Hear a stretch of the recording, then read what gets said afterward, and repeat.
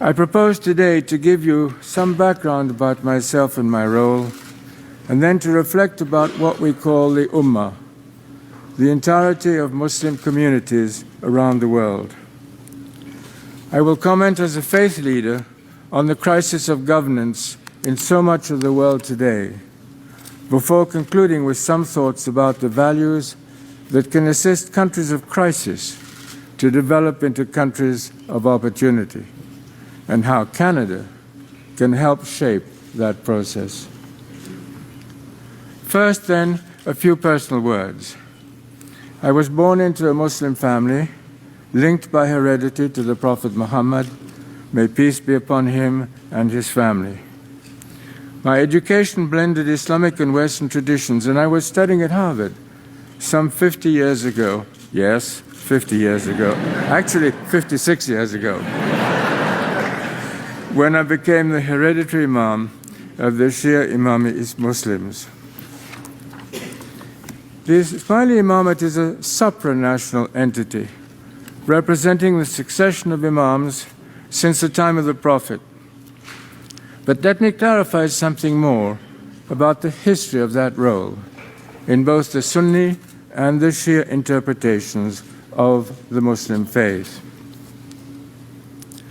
The Sunni position is that the Prophet nominated no successor, and that spiritual moral authority belongs to those who are learned in matters of religious law.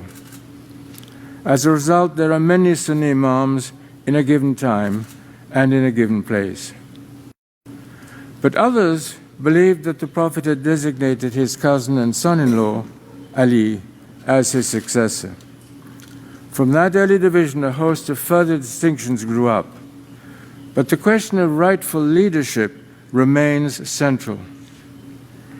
In time, the Shia were also subdivided over these questions, so that today the Ismailis are the only Shia community who throughout history have been led by a living hereditary Imam in direct descent from the Prophet.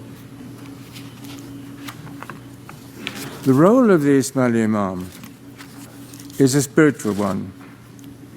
His authority is that of religious interpretation. It is not a political role. I do not govern any land.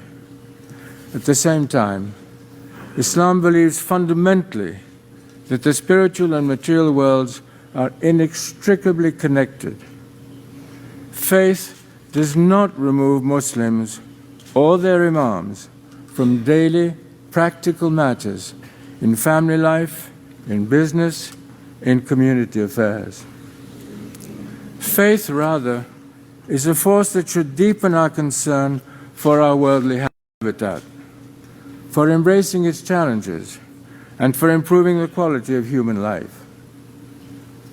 The Muslim belief in this fusion of faith and world is why much of my attention has been committed to the work of the Arkan Development Network.